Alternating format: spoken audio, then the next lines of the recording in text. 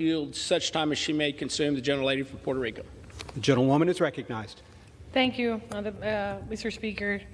I rise in support of H.R. 259, the Post-Disaster Assistance Online Accountability Act. And again, I need to thank my chairman for making this possible so early in this Congress and allowing this bipartisan initiative to be considered today.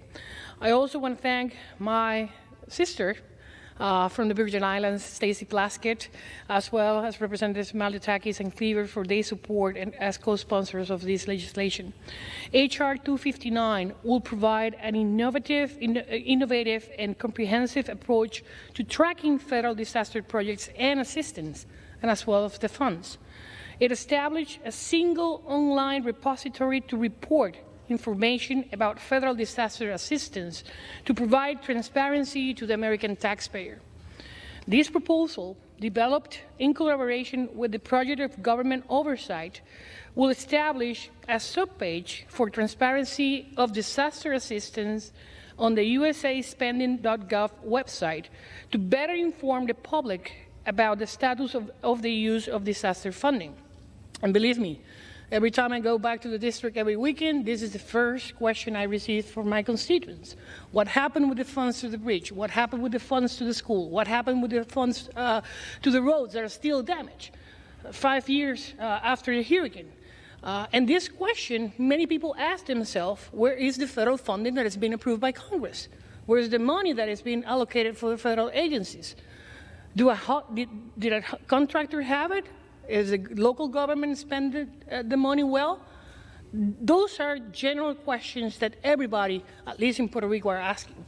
So this bill will allow and will require agencies that offered disaster assistance, including the Department of Housing and Urban Administration, the Small Business Administration, the Department of Agriculture, and many others, to regularly submit updated information to the Office of Management and Budget to ensure that the best possible data is available in an easy, accessible format.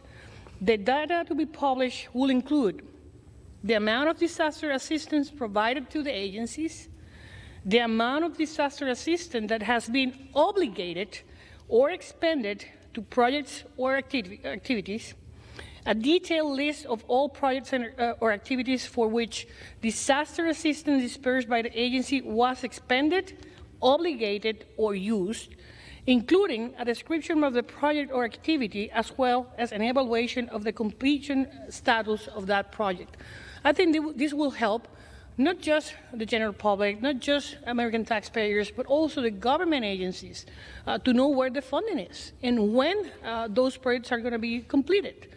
During the last few years in my district, like many others represented here in the House, has faced multiple hardships due to disasters.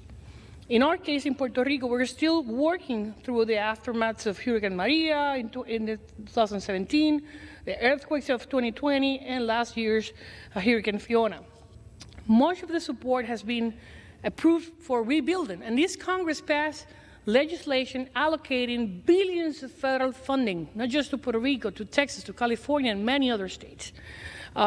And of course, we need better accountability and oversight to ensure this funding is being used as intended by Congress.